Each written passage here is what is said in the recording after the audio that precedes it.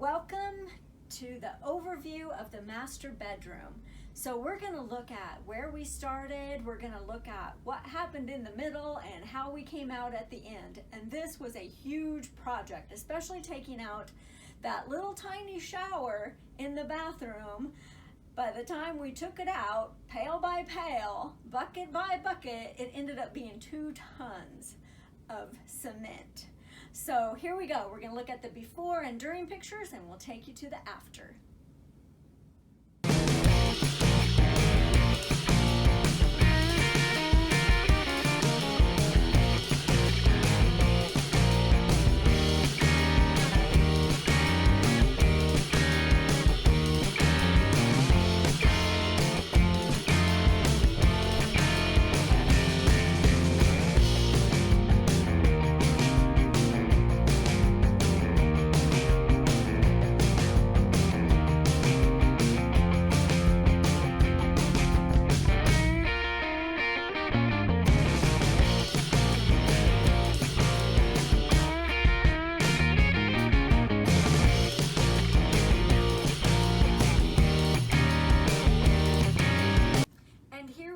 The master suite.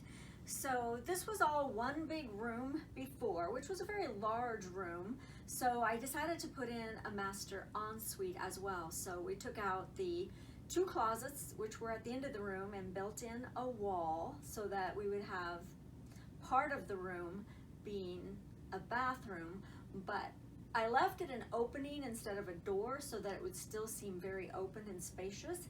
And then for the end cap of the very large king-size bed, we have 2 bookcases and a bookcase that's made for the end of a bed. And then I put 2 boards on top and a curtain rod that's on a tension rod. And so here's all my books that I love to read, and they're right there for the reading when I go to bed at night. And it just looks like built-in cabinets, but it's not. In fact, I put them on wheels so that when I change my mind, which I change my mind all the time, I can just move the whole bed set around. Even the bed is on wheels. So there you go. So here is the faux wall in the master bedroom, and it's a faux finish called crackle.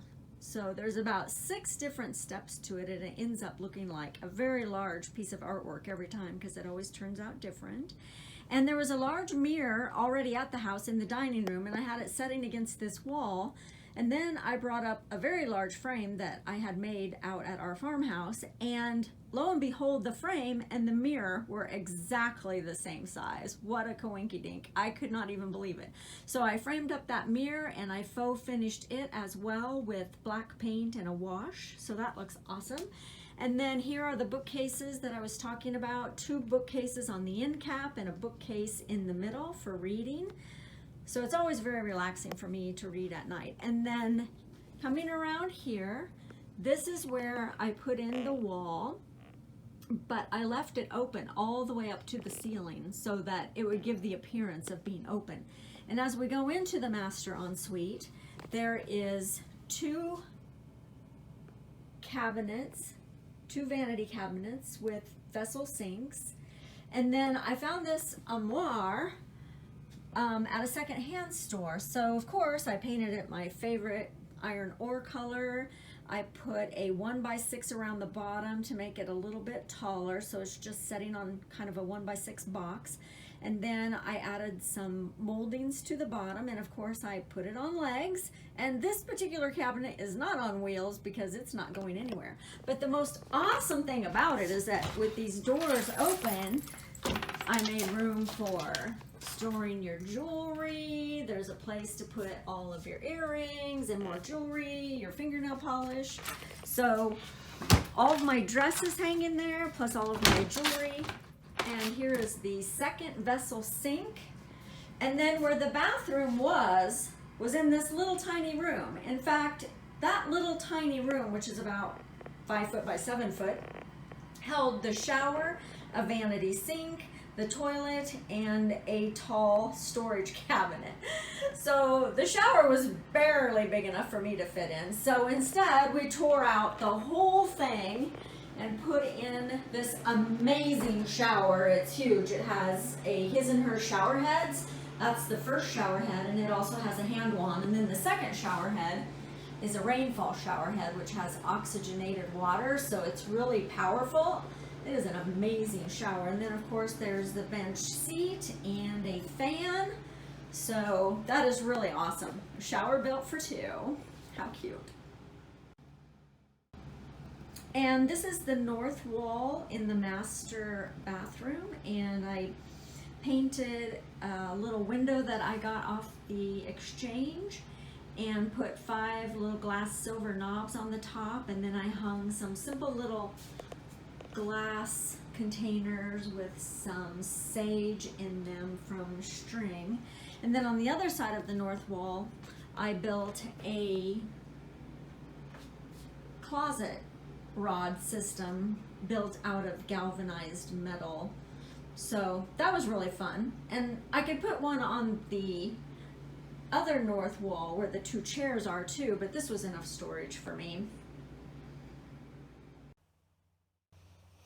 I also wanted to show you this massive under the bed storage. I got these 2 storage units, I think off of Facebook or something. I met this gal at this storage unit, and it has 4 drawers all together, and I painted them, put the whole thing on wheels, and there's just large amounts of storage here.